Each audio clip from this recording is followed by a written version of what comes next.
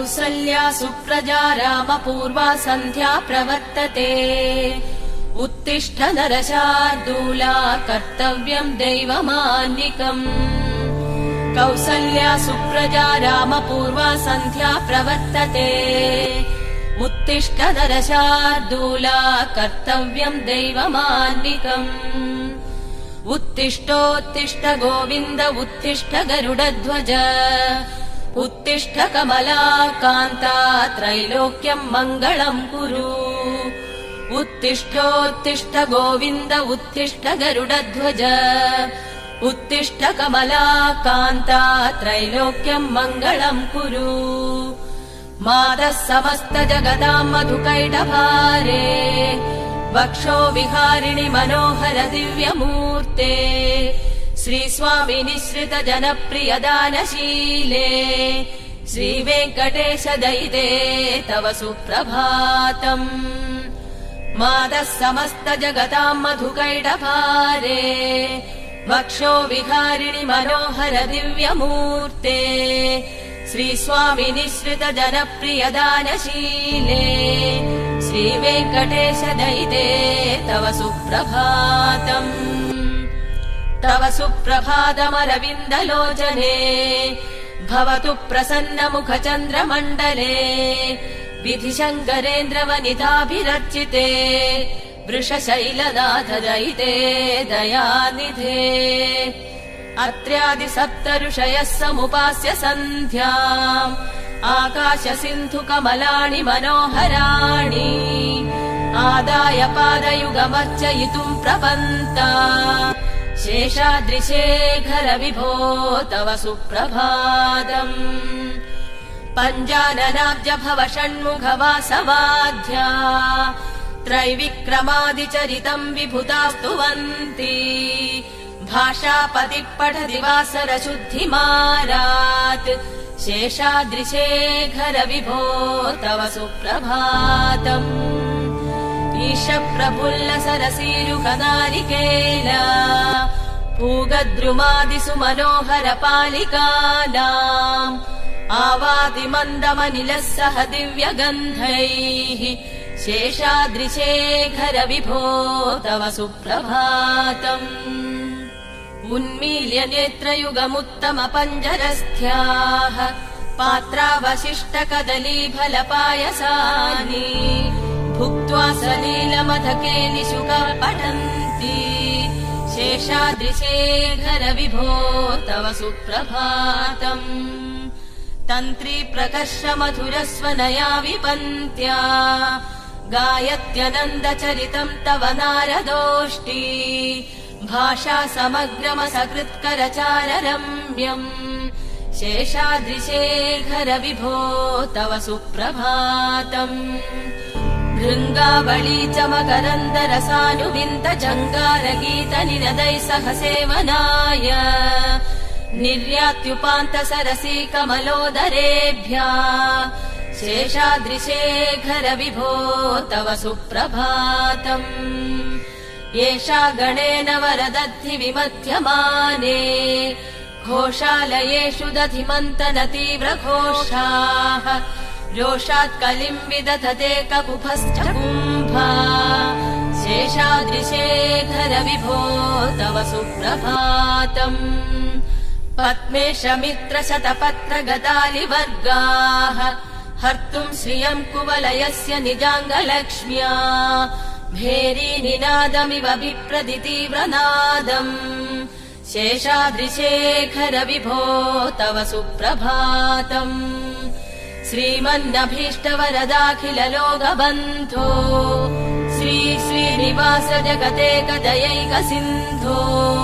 श्रीदेवता गृहभुजान्तर दिव्यमूर्ते श्रीवेङ्कटाचलपते तव सुप्रभातम् श्रीस्वामि पुष्करिणिकाप्लव निर्मलाङ्गा श्रेयोर्थिनो हर विरिञ्च सनन्तनाद्याः द्वारे वसन्ति वरवेत्र हतोत्तमाङ्गाः श्रीवेङ्कटाचलपते तव सुप्रभातम् श्रीशेषशैल गरुडाचल वेङ्कटाद्रि नारायणाद्रि ऋषभाद्रि विषाद्रिमुख्याम् आख्याम् त्वदीय वसतेरनिशम् वदन्ति श्रीवेङ्कटाचलपते तव सुप्रभातम् सेवा परा शिव सुरेश कृशानुधर्म रक्षोऽम्बुनाथ भवमान धनाधिनाथाः बद्धाञ्जलि प्रविलसन्निज शीर्षदेशाः श्रीवेङ्कटाचलपते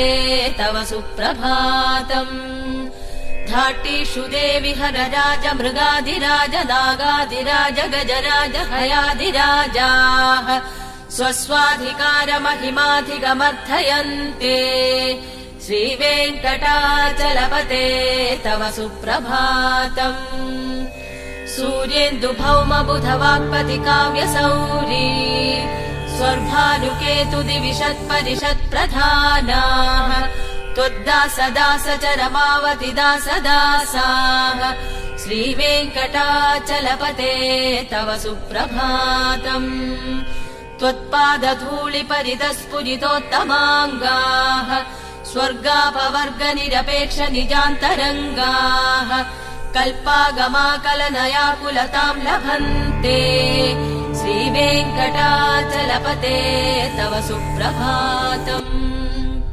त्वद्गोपुराग्रशिखराणि निरीक्षमाणाः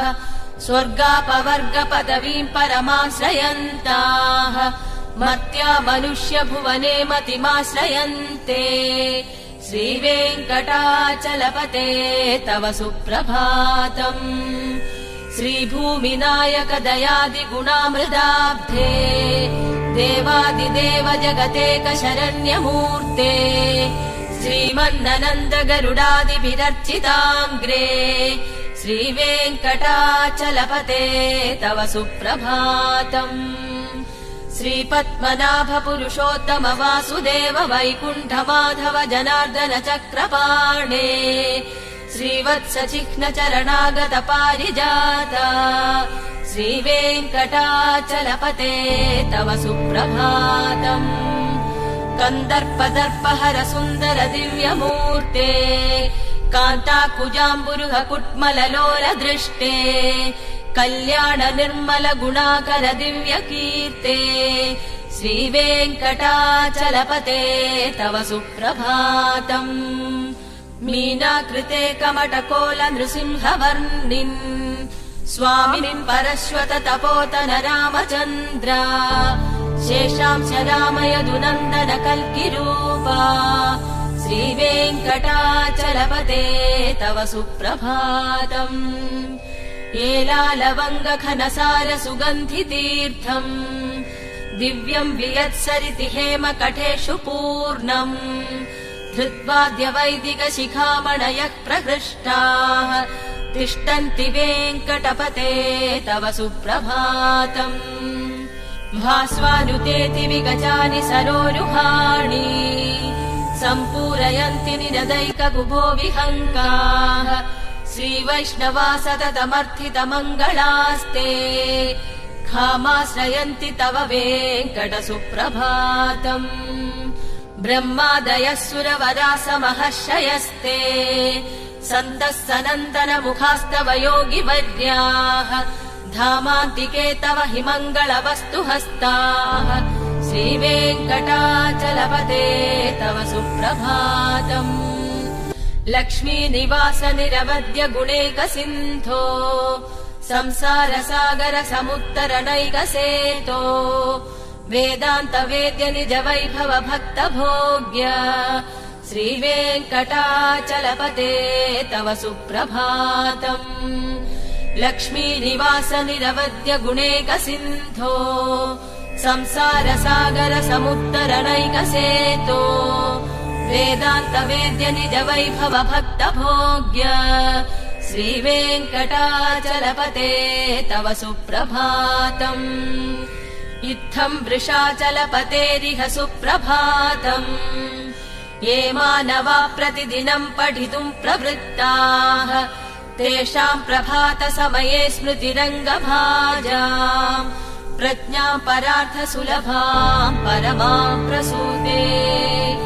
इत्थम् वृषाचलपतेरिह सुप्रभातम् ये मानवा प्रतिदिनम् पठितुम् प्रवृत्ताः तेषाम् प्रभातसमये स्मृतिरङ्गभाजाम् प्रज्ञाम् परार्थसुलभाम् परमाम् प्रसूते।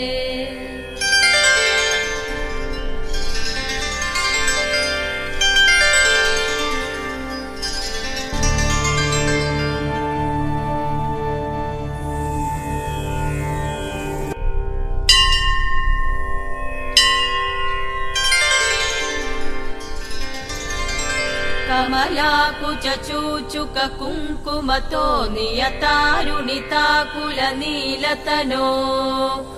कमलायतलोचनलोकपते विजयी भव वेङ्कटशैलपते।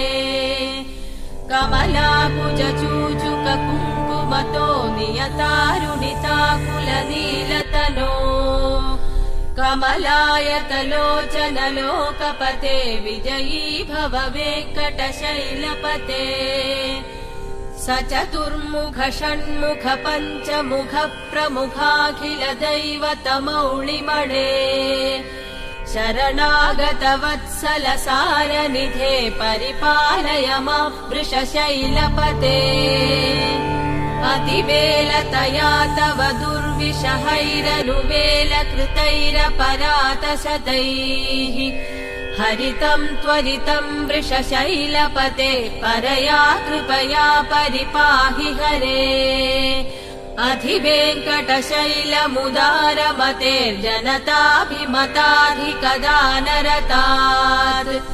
परदेवतया गतितान् निगमै कमलादयितान परम् कलये। कलवेणुरवावशगोपवधू शतकोटिवृता स्मरकोटिसमात्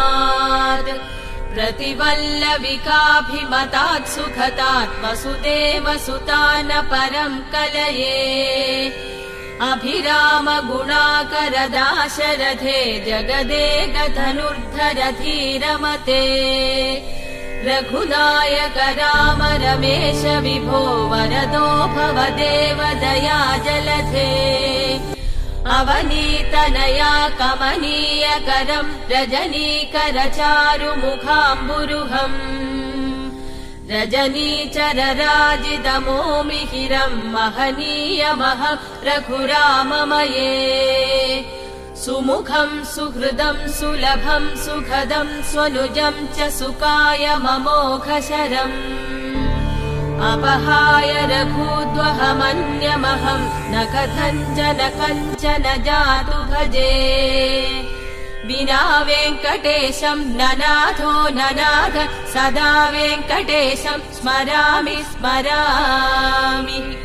हरे वेङ्कटेशम् प्रसीद प्रसीद प्रियम् वेङ्कटेश प्रयच्छ प्रयच्छ। विना वेङ्कटेशम् ननाथो ननाथ सदा वेङ्कटेशम् स्मरामि स्मरामि। हरे वेङ्कटेशम् प्रसीद प्रसीद प्रियम् वेङ्कटेश प्रयच्छ प्रयच्छ। अहम् दूरतस्ते पदाम्भोजयुग्म प्रणामेच्छयागत्य सेवाम् करोमि। सकृत्सेवया नित्यसेवा फलम् त्वम् प्रयच्छ प्रयच्छ प्रभो वेङ्कटेश। अहम् दूरतस्ते पदाम्भोजयुग्म प्रणामेच्छयागत्य सेवाम् करोमि। सकृत्सेवया नित्यसेवा फलम् त्वम् प्रयच्छ प्रयच्छ प्रभो वेङ्कटेश। अज्ञानिना मया दोषान् शेषान् विहितान् हरे क्षमस्व त्वम् शेषशैलशिखामणे। अज्ञानिना मया दोषान् शेषान् विहितान् हरे क्षमस्व त्वम् शेषशैलशिखामणे।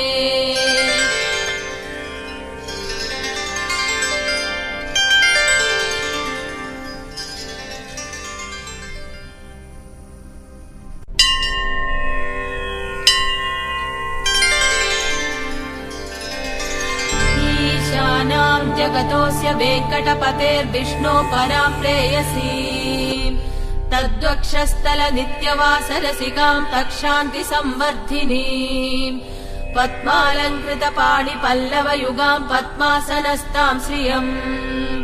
वात्सल्यादिगुणोज्ज्वलां भगवतीं वन्दे जगन्मातरम् ईशानां जगतोऽस्य वेङ्कटपतेर्विष्णो परां प्रेयसी तद्वक्षस्थलनित्यवासरसिकां तक्षान्ति संवर्धिनी पद्मालङ्कृतपाणिपल्लवयुगां पद्मासनस्तां श्रियम् वात्सल्यादिगुणोज्ज्वलां भगवतीं वन्दे जगन्मातरम् श्रीमन्कृपाजलनिधे कृत सर्वलोक सर्वज्ञ शक्तनदवत्सर सर्वशेषिन् स्वामिन् सुशील सुलभाश्रित पारिजात श्रीवेङ्कटेश चरणौ शरणं प्रपद्ये आनूपुरार्पित सुजात सुगन्ध पुष्प सौरभ्य सौरभकरौ समसन्निवेशौ सौम्यौ सदानुभवनेऽपि नवानुभाव्यौ श्रीवेङ्कटेश चरणौ शरणं प्रपद्ये सद्यो विकासि समुदित्वर सान्द्र राग सौरभ्य निर्भर सरोरुह साम्यवार्ताम् सम्यक्षु साहस पदेषु विलेखयन्तौ श्रीवेङ्कटेश चरणौ शरणं प्रपद्ये रेखामयध्वज सुधाकलशादपत्र वज्राङ्कुशाम्बुरुह कल्पक शङ्ख चक्रैः भव्यैरलङ्कृत तलौ परतत्त्वचिह्नैः श्रीवेङ्कटेश चरणौ शरणं प्रपद्ये ताम्रोदरद्युति पराजित पद्मरागौ बाह्यैर्महोभिरभिभूत महेन्द्रनीलौ उद्यन्नघांशुभिरुतस्त शशाङ्गभासौ श्रीवेङ्कटेश चरणौ शरणं प्रपद्ये सप्रेम भीति कमलाकर पल्लवाभ्याम् संवाहनेऽपि सवदिक्लममादधानौ कान्ताववाङ्मनसकोचर सौकुमार्यौ श्रीवेङ्कटेश चरणौ शरणं प्रपद्ये लक्ष्मी महीततनुरूप निजानुभाव नीलादिदिव्यमहिषीकर पल्लवानाम् आरुण्य सङ्क्रमण तखिल सान्द्ररागौ श्रीवेङ्कटेश चरणौ शरणं प्रपद्ये नित्य नमद्विति शिवादि किरीट कोटि प्रत्युक्त दीप्त नवरत्न महप्ररोरहैः नीराजनाविधि मुदारमुपारदानौ श्रीवेङ्कटेश चरणौ शरणं प्रपद्ये विष्णोपदे परमयित्युयुत प्रशंसौ यौ मध्व उत्स इति भोग्यतयाप्तपातौ भूयस्तथेति तव पाणितलप्रदिष्टौ श्रीवेङ्कटेश चरणौ शरणं प्रपद्ये पार्थाय तत्सदृश सारथिना त्वयैव यौ दर्शितौ स्वचरणौ शरणं व्रजेति भूयोऽपि मह्यमिह तौ करदर्शितौ ते श्रीवेङ्कटेश चरणौ शरणं प्रपद्ये मन्मूर्ध्निकाळीय फणे विकटाटवीषु श्रीवेङ्कटाद्रिशिखरे शिरसि श्रुतीनाम् चित्ते सनन्य मनसां सममाहितौ ते श्रीवेङ्कटेश चरणौ शरणं प्रपद्ये अम्लानहृष्य तव नीतलकीर्ण पुष्पौ श्रीवेङ्कटाद्रिशिखराभरणायमानौ आनन्दिताखिल मनोनयनौ तवैतौ श्रीवेङ्कटेश चरणौ शरणं प्रपद्ये प्रायः प्रपन्न जनता प्रथमावगाह्यौ मातुस्तनाविव शिशोरमृतायमानौ प्राप्तौ परस्पर तुलामतुलान्तरौ ते श्रीवेङ्कटेश चरणौ शरणं प्रपद्ये सत्वोत्तरै सतत सेव्य पदाम्बुजेन संसार तारक दयाद्रधुगञ्चलेन सौम्योपयन्तृमुनिनाममदर्शितौ ते श्रीवेङ्कटेश चरणौ शरणं प्रपद्ये सत्वोत्तरै सतत सेव्य पदाम्बुजेन संसार तारक दयाद्रधुगञ्चलेन सौम्योपयन्तृमुनिनाममदर्शितौ ते श्रीवेङ्कटेश चरणौ शरणं प्रपद्ये श्रीशश्रिया खडिगया त्वदुपाय भावे प्राप्ये त्वयि स्वयमुपेयदया स्फुरन्त्या नित्याश्रिताय निरवद्य गुणाय तुभ्यम् स्याम् किङ्करो वृषगिरीश ददातु मह्यम् श्रीशश्रिया खडिगया त्वदुपाय भावे प्राप्ये त्वयि स्वयमुपेयदया स्फुरन्त्या नित्याश्रिताय निरवद्य गुणाय तुभ्यम् स्याम् किङ्करो वृषगिरीश न जातु मह्यम्